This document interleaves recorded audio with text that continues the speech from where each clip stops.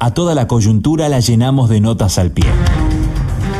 ¿Cuánto estaría, según esta tablita, en momentos clave del año próximo? Por ejemplo, en momentos de elecciones. Ahora yo tengo una Sí. decime, seducime para que no vaya a comprar dólares. Varios temas. El primero, una declaración bastante sorprendente del ex juez Ricardo Gil Lavedra diciendo, por fin alguien del gobierno, están usando de forma desproporcionada e injusta las prisiones preventivas. En ocasiones hace falta aclarar. Apostillas. Por En Tránsito.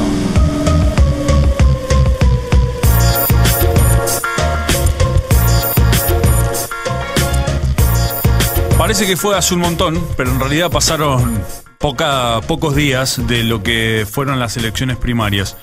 Y después de esas elecciones primarias se terminó la primera parte de una campaña que tuvo algunos puntos bastante oscuros y bastante lamentables. Parecería que hacía mucho tiempo que habíamos dejado atrás una manera de hacer política, pero no, volvió. Volvió una manera que este gobierno se encargó de ejercitar desde el primer día, que fue lisa y llanamente hacer macartismo sobre la oposición. Primero, seguramente recordarán la cantidad de despidos que hubo los últimos días del 2015, los primeros días de 2016, apenas asumido el gobierno, en donde muchos de todos esos despidos se hacían bajo el grito o la consigna de estar despidiendo ñoquis kirchneristas. Y así transcurrimos prácticamente 4 años hasta que llegamos a esta campaña de las primarias, en la cual al principal candidato opositor en la provincia de Buenos Aires, estamos hablando de Axel Kicillof, se lo comenzó a tildar de comunista. No, bueno, digamos, fue PC o tiene un marcado pensamiento comunista, ¿no? Y un montón de otras cosas más que venían más o menos en el mismo sentido. ¿Y por qué retomo esta idea si es que la campaña terminó, incluso, digamos, ya votábamos hace algunas semanas? Porque me parece que en ciencias sociales es como ineludible cuando se habla de algunas ideas sobre las que nos podemos basar en la actualidad, que las ideas que hoy sostenemos, los paradigmas o con los cuales hoy nos identificamos, están construidos sobre ideas que nos precedieron. Y el marxismo no es una idea, digamos, como para tomar así como al pasar, sino que es quizás el pensamiento político que mejor ha descrito al capitalismo y la sociedad que nos toca atravesar. Por supuesto que dentro del marxismo hay una cantidad muy importante de corrientes filosóficas que, si bien coinciden en algunas cuestiones generales, por ahí en algunas particulares no tanto, y piensan otros caminos. Pero me parece que cuando se agitan algunas ideas al viento como para tratar de denostar a algún candidato, me parece que lo que, más que de el candidato al cual se lo está acusando de comunista, de guevarista o de lo que ustedes quieran, me parece que habla más de la persona que considera que eso es un insulto, ¿no? Digamos que fundamentalmente de a quién va dirigido. Porque lo que nos ha enseñado el tiempo a lo largo de la historia es que hay muchas ideas que pueden cambiar, pero me parece que es interesante en algunos aspectos volver sobre ellas, fundamentalmente para entender qué fue lo que decían. Y me parece como atinado e interesante volver sobre algunos párrafos que hace casi 150 años escribió Carlos Marx. ¿Qué dice? Y piensen un poquito sobre si esto tiene o no actualidad. Dice: la única parte de la llamada riqueza nacional que entra real y verdaderamente en posesión colectiva de los pueblos modernos es la deuda pública. La deuda pública se convierte en una de las palancas más potentes de la acumulación originaria. Es como una varita mágica que infunde virtud procreadora al dinero improductivo y lo convierte en capital sin exponerlo a los riesgos ni al esfuerzo que siempre lleva consigo la inversión industrial e incluso la usuraria. En realidad, los acreedores del Estado no entregan nada, pues la suma prestada se convierte en títulos de la deuda pública, fácilmente negociables, que siguen desempeñando en sus manos el mismísimo papel del dinero. La deuda pública ha venido a dar impulso a las sociedades anónimas, al tráfico de efectos negociables de todo género, al agio, en una palabra, a la lotería de la bolsa y a la moderna bancocracia. Silencios llenos de preguntas. Palabras que componen respuestas. Bueno, ahí vemos el video de Roba Rueda. Porque al poner el 44 van todos a comprar hasta que llegue a los 44. Bueno, esa es una medio especulación, lógico, ¿no? Por eso hoy también se espera un día, movido. A veces hace falta aclarar. Apostillas. Por En Tránsito.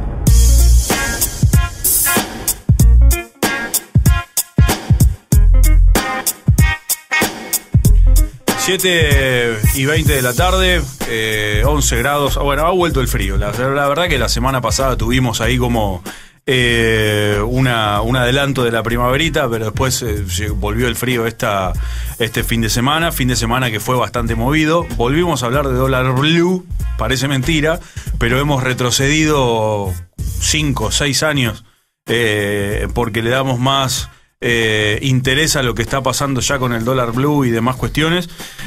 ¿Por qué? Porque hay nuevamente control de cambios. Todo lo que se denostó en la campaña 2015 y todo lo que se dijo que no se iba a hacer, finalmente se está haciendo, me parece un signo de los tiempos.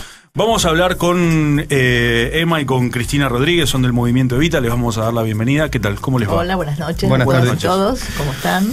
A ver, ¿cómo llegamos hasta acá? ¿En qué sentido cómo llegamos?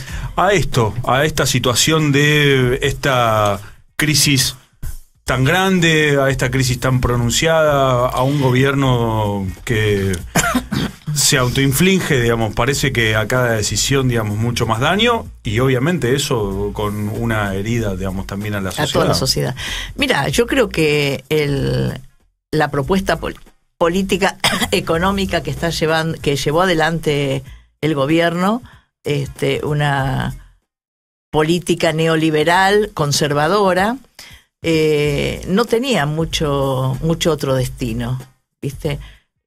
Nosotros ya desde antes de que asumiera Macri sabíamos qué cosas iba a hacer, como ser la devaluación, como ser la quita de retenciones, bueno, todas esas cosas que él decía que no iba a hacer y que sabíamos que lo iba a hacer, porque es la política de todos los liberales, los neoliberales. Se hizo durante la dictadura de Videla Agostí Macera, se hizo durante el menemismo y se hace ahora. O sea, no hay nada nuevo bajo el sol, digámoslo, porque aparte no son innovadores tampoco. Y él dijo que iba a venir a transformar el país y lo estaba transformando para peor, digamos. Estaba destruyendo todo lo que es la industria, primarizando la economía totalmente y transnacionalizando la economía, y generando una deuda que es propia de estos gobiernos, porque digamos, es la necesidad que tiene el imperio de atar a los países concretamente, y después que los gobiernos hagan lo que ellos quieren, ¿no? Esa es la realidad. Se vio ahora que el Fondo Monetario, después que se ganaron las PASO, que el FMI hablaron con los candidatos, tanto con Labaña como con Alberto, con los economistas, y querían a toda costa hacerles decir que iban a continuar con el mismo modelo. Digamos, los tipos se juegan a esa, porque ellos, digamos, nosotros para ellos somos una colonia de la cual tienen que extraer riquezas. No importa el pueblo, no importa la gente, no les importa nada eso, nunca les importó.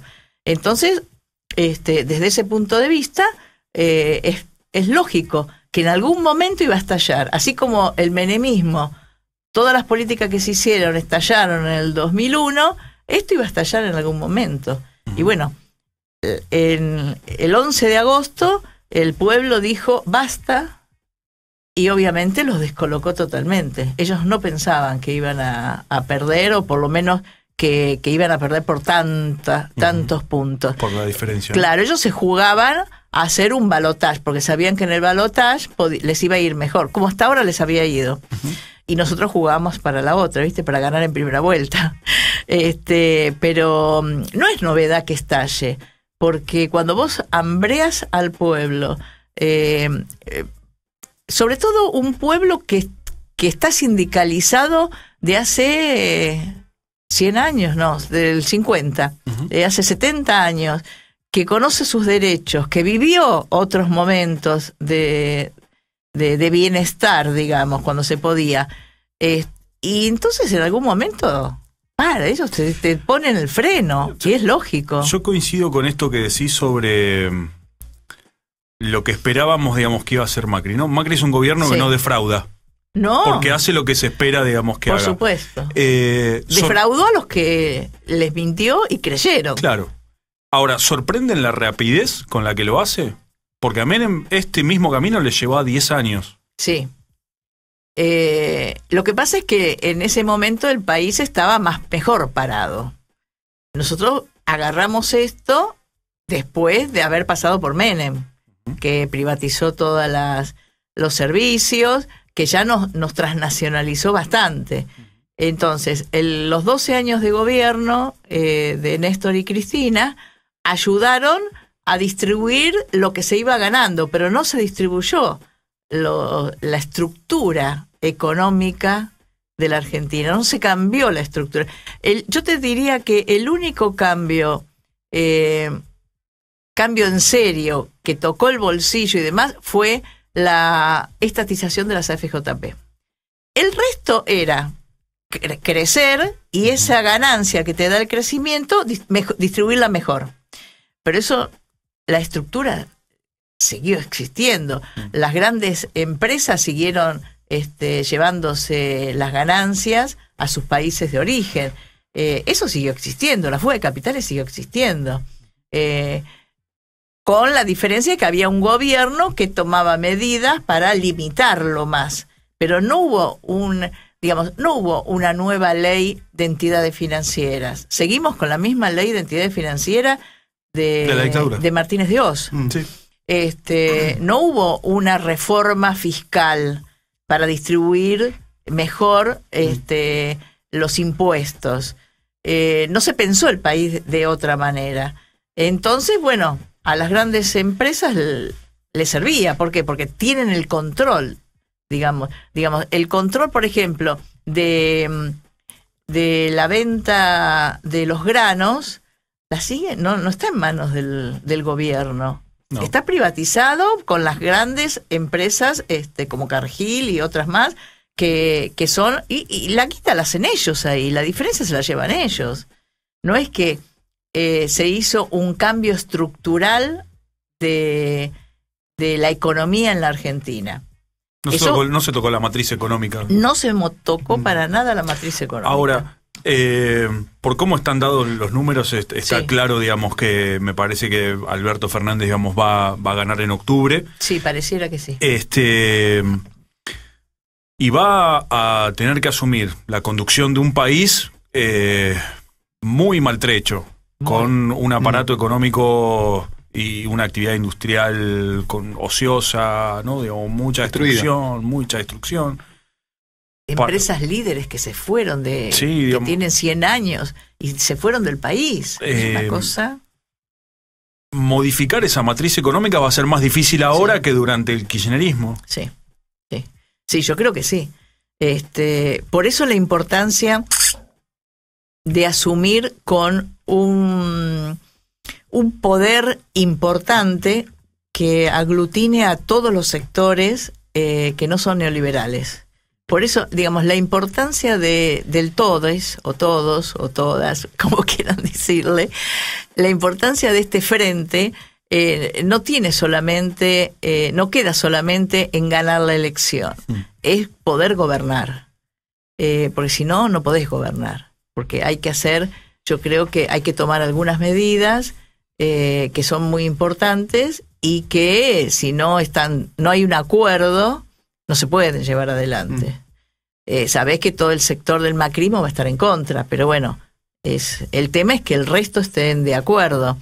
Y también no se va a poder hacer todo rápido, porque mucha gente quizás cree que gana Alberto y en el 2020 ya va a estar como el 2015. Y no es así. No es así porque hay que hacer muchas cosas. La renegociación de la deuda no va a ser tan fácil porque es con el FMI no hay quita, por lo tanto podés renegociarla a más plazo, a más tiempo, lo que te implica más intereses también, digamos, no es una situación fácil. Y sobre todo a nivel mundial, vos también, digamos, tenés que tener la referencia esa, ¿no? ¿Con quién te vas a aliar? ¿Cómo vas a desarrollar la política internacional también? ¿Cómo vas a abrir mercados? Lo primero que me parece es que hay que reconstituir el mercado interno y después ver de dónde sacamos dólares con exportaciones, aparte de las tradicionales. Claro. Emma, recién hacía en este diagnóstico, escenario, ¿no? Digamos, de la situación del país. Sí. Cuando eso se baja al barrio, digamos, el Movimiento Evita tiene un trabajo territorial muy grande en la provincia de Buenos Aires. Hablábamos antes de arrancar la charla al aire, ¿no? Un poco, digamos, de la situación que ustedes ven y recogen en el barrio. Sí. ¿Cómo es esa situación? Y esa situación se agudiza muchísimo más porque es la palpable de lo que es ya toda una estructura quebrada, desde lo que es las barreras de contención social, ¿no? A ver, esto es una cadena.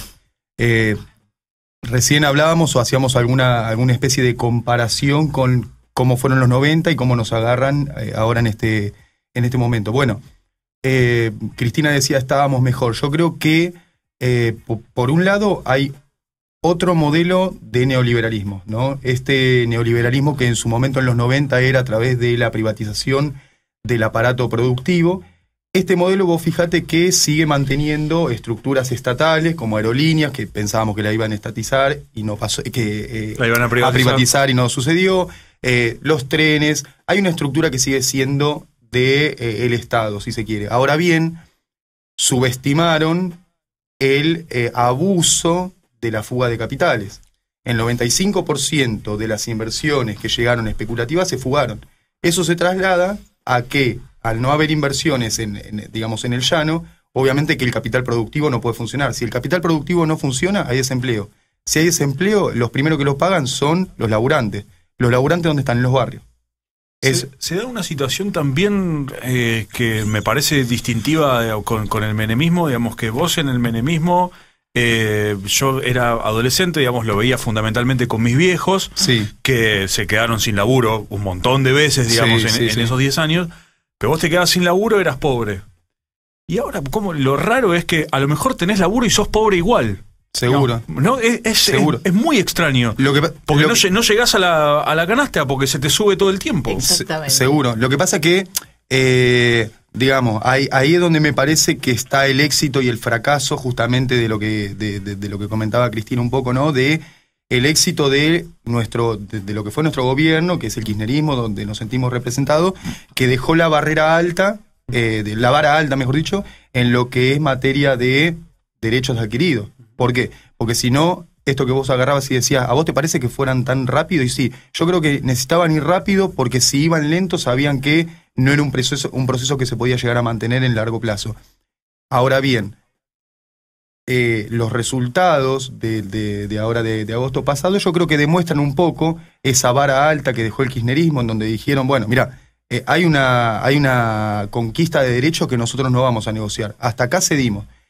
Y me parece también que digamos que eso dentro del logro está también el fracaso de que con un laburo o con la posibilidad de tener algún tipo de trabajo estable o changa, no se pudo alcanzar la posibilidad de tener una calidad de vida Claro. digna, acorde a los ingresos que uno tenía. ¿Por qué?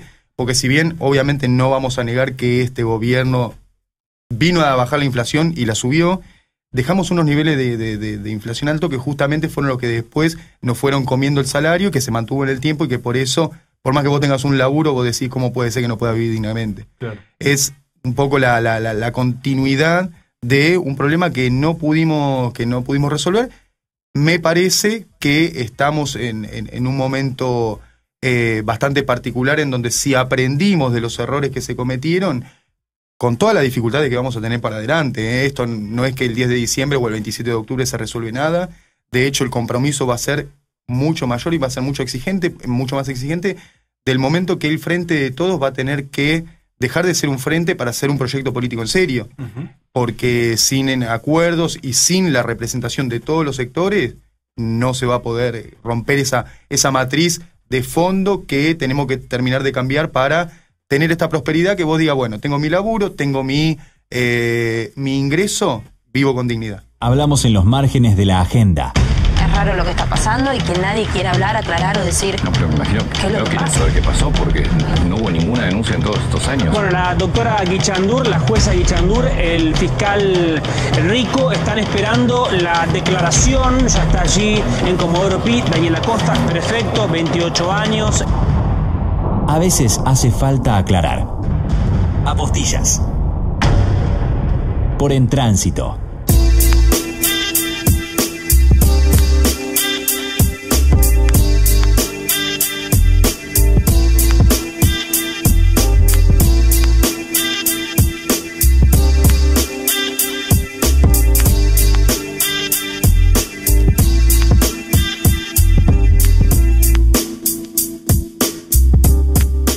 Minutos quedan para que terminemos el programa de hoy. Vamos a tratar de aprovecharlos. ¿Lo sorprendió el resultado de las PASO? A mí sí. Por Sí, suerte, sí, alegremente. Sí, yo no esperaba que vaya a haber tanta diferencia. Porque las encuestas que decían, bueno, obviamente después nos dimos cuenta de todo mentira, pero las encuestas se daban muy, muy parejo todo. No que iba a haber tanta diferencia. Y a mí te digo, me sorprendió muchísimo, para bien, Axel. Yo no le tenía fe. Porque pensaba, un porteño rubiecito en el conurbano, ¿quién lo va a votar? Claro. Pero el pibe, la verdad que se caminó toda la provincia con tiempo. Y me encantó eso. Con el 52% me fascinó. Sí. Era también, había construido alrededor de la imagen de Vidal esta idea de Sí, es la figura política que se los come crudo a cualquiera. Ponerle a cualquiera adelante, digamos, que se los come crudo. Sí, exactamente. Sin ir más lejos, en 2017 le gana a Cristina, ¿no? Sí. Digamos, por poquito, digamos, pero le gana a Cristina. Sí. Y era, ¿no? Algo como para tener en cuenta. Sí. Lo que a mí lo que me parece es que me sorprendió, sí, no sería real si te diría que no me sorprendió. Ahora, lo que me pasó también es que a mí me resulta que va bastante emparejado con la realidad, el resultado. O sea, ¿qué quiero decir con esto? No hay ningún tipo de duda que en el colectivo nuestra sociedad empeoró en todos los términos. Entonces ahí también es donde nos ayuda a replantearnos, que si bien obviamente es importante, ¿no? Esto que pareciera que cuando perdemos es culpa de los medios de comunicación y cuando ganamos es el logro de todo nuestro espacio político. Me parece que nos lleva también a replantearnos en cómo construimos política y digamos y tener en claro que el pueblo argentino, esto de las encuestas, la encuesta más importante se da en las urnas. Eso hay que entenderlo y hay que empezar a darle el valor que las urnas nos dan a todos los espacios políticos que queremos una sociedad más justa. En este tren de sorpresas, ¿Morón fue una sorpresa también? Sí. Sí. Porque Morón se decía que Lucas estaba por unos pocos puntos abajo de Tagliaferro. En las encuestas, ¿viste? Se hablaba de eso. Y vos veías en la calle cuando dabas la boleta que algunos no te la querían aceptar. Entonces, bueno, medio como que afianzaban esas encuestas. Claro. Pero después se nota que no, que la gente dice una cosa cuando le hacen la encuesta y después hace lo que necesita. Y a nivel local, a ver, Morón, a partir de lo que fue la división, digamos, del viejo partido de Morón, quedó con realidades muy distintas. Totalmente. ¿No? Una cosa es Gardel, lo mismo Palomar, digamos, y están ahí al lado. Ni hablar de Castelar Centro Norte, Castelar Sur, ¿no? Pero ¿dónde estuvo la clave, digamos, para esta elección del Frente de Todos en Morón a nivel local? ¿Y a mí? No. Dale. No, a mí lo que me parece que hay dos cuestiones, que es la primera, el arrastre que tuvo a nivel nacional. Me parece que Macri, la imagen negativa de Macri arrastró todo el resto. Y lo que me parece también es que esto que decía Cristina, de que hay veces que las encuestas o la calle o la porción que nosotros podemos llegar a, digamos, de alguna manera a estar en contacto, después se llegó a una altura en donde quizás nuestros vecinos, nuestras vecinas entraron al cuarto oscuro pensando una cosa y cuando vieron las caras dijeron: me parece que me voy para otro rumbo, que es el rumbo de construir una nueva esperanza, de tener, de que en definitiva sabieron vivir de alguna manera un poco mejor, tanto a nivel nacional como a nivel municipal. Yo me acuerdo tengo la historia de un conocido que tenía un pequeño negocio y me decía: mirá, yo a Cristina no la paso con nada, pero en esta vez, si me tengo que tapar la nariz, me tapo la nariz y arranco. ¿Por qué? Porque, digamos, por más descontento, desencuentros que se pueda llegar a tener con el gobierno anterior y también con la gestión, a nivel de gestión municipal, creo que ha primado el sentido común, la idea de poder construir una sociedad más justa, colectiva, que tiene en cuenta esos valores. Mira, hoy Morón, socioeconómicamente, desbancó a San Isidro. Está Vicente López, Morón y San Isidro. O sea, tiene una gran clase media. Y yo creo que cuando Cristina le da la candidatura a Alberto, y Alberto empieza a salir al ruedo, yo creo que ahí empieza el cambio, porque la gente lo escuchó, lo vio, confió en lo que decía, ¿no? Y yo creo que ahí mucha clase media le dio no una carta en blanco, pero le dio un aval para la próxima elección. ¿Esa es la jugada de la elección hasta acá? Yo creo que sí. Yo creo que sí. Digamos, porque digamos, el problema es la polarización, ¿no? Que el gobierno la ha llevado hasta las últimas consecuencias, y ella, de esa manera, como que rompe en parte la polarización sin irse de la candidatura. Porque ella es la que tiene los votos, o sea que ella tiene que aparecer en algún lado. Entonces, yo creo que con una figura como Alberto, que es una persona muy de centro, muy tranquila, muy racional, yo creo que es muy confiable. Y sobre todo porque él fue la mano derecha de Néstor en los 4 primeros años.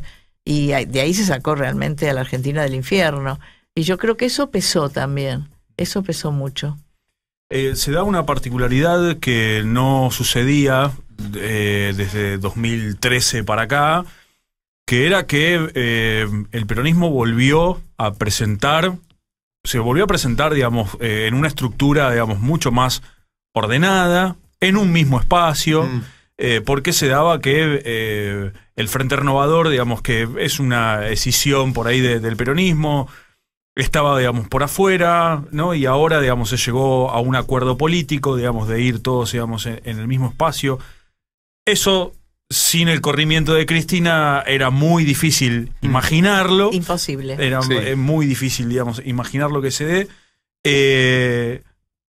Eso buscaba Cristina Fernández o apostó a ese acuerdo, digamos, también a correrse medio paso? Yo creo que sí. Sí, no solo ese acuerdo. Alberto caminó todo el país y hizo acuerdo con todos los gobernadores, con todos los sectores, no solo el de Sergio Massa, con todos los sectores que son del peronismo o cercanos y que estaban muy asustados por la política de Macri. ¿Viste? Porque realmente quien tiene dos dedos de frente ya sabe y ve cómo está el país y ve hacia dónde iba también. Entonces yo creo que eso ayudó muchísimo. A mí me parece que yo siempre, particularmente a mí lo que me pasaba con Cristina es que admiraba su capacidad de liderazgo, pero siempre me faltaba la cuota de conducción, ¿no? Siempre pensé que Cristina era una gran líder, pero no era de las mejores conductoras que tenía el movimiento nacional. Me parece que con la jugada que hizo esta vez, de hecho, Perón rescataba la capacidad de asombro necesaria en términos políticos para, de alguna manera, tener una imagen de conductor o de conductora en este espacio. Y me parece que sí, esto que decían recién de ampliar el espacio de construcción, me parece que no solamente que lo amplía, sino que condiciona esto de las candidaturas locales, las candidaturas. ¿Por qué? Porque si vos ves un gesto de grandeza de la conductora, la líder del espacio, que tiene la mayoría de los votos, eso también de alguna manera condiciona al resto de los espacios que se encolumnan dentro del Frente de Todos a tener un gesto de grandeza, es decir, vamos juntos, si la que está de alguna manera motivando el espacio nos está bajando esa línea. Claro. Mencionaste ahí a Perón. Les voy a hacer escuchar un pequeño audio que se dio la semana pasada. Vieron que sí, sobre el peronismo hay montones de definiciones posibles, ¿no? Sí. Digamos, ¿no? Se lo define de tantas maneras.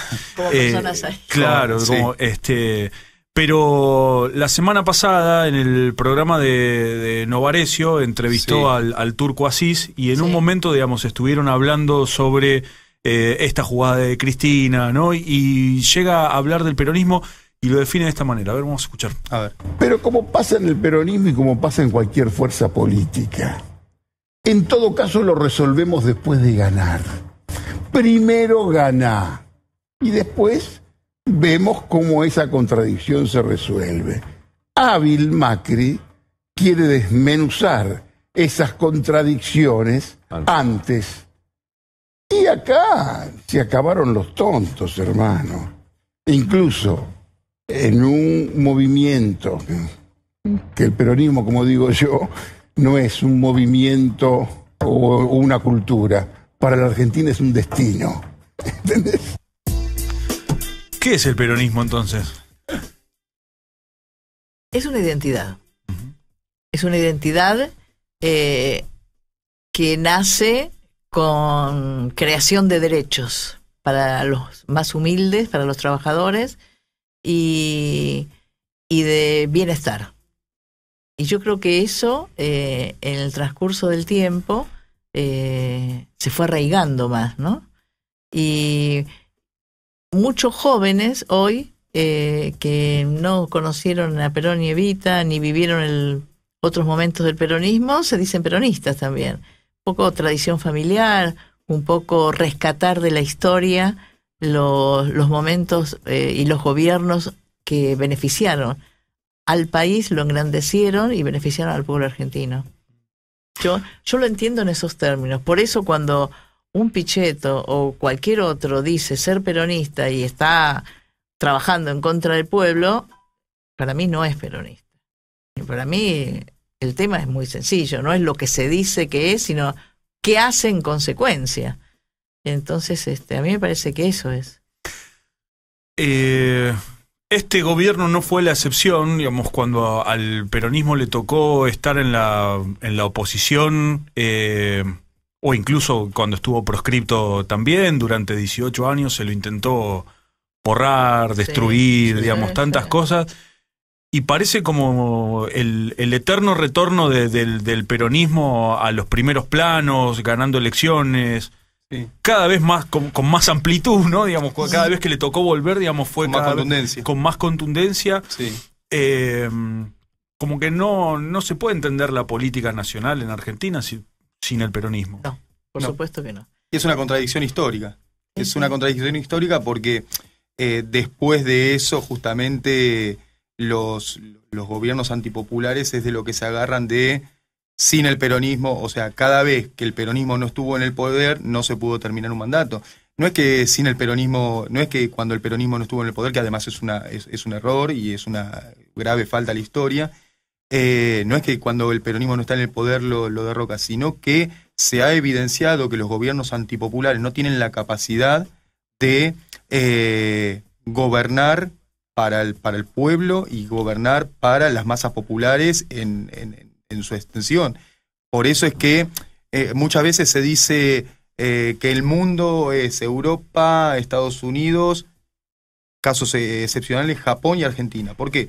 Porque Argentina tiene esa connotación revolucionaria, esa connotación también de lucha de la clase obrera, que esto también se está materializando por estos días, ¿no? Si bien uno muchas veces se encuentra con gente que dice, no, yo no comparto con el peronismo, y está haciendo peronismo. ¿Por qué? Porque el peronismo es un estilo de vida, y el hecho de ayudar al más desprotegido, al último de la fila, como nosotros le decimos, en el barrio, en las ollas populares, te dicen, no, yo vengo sin identidad política, pero vos estás haciendo peronismo. Entonces, vos fíjate que al peronismo primero lo proscribieron, lo derrocaron en el 55, lo proscribieron, y con Menem lo quisieron transformar en otra cosa, ¿no? Con una identidad peronista, pero que en los hechos era otra cosa, ¿no?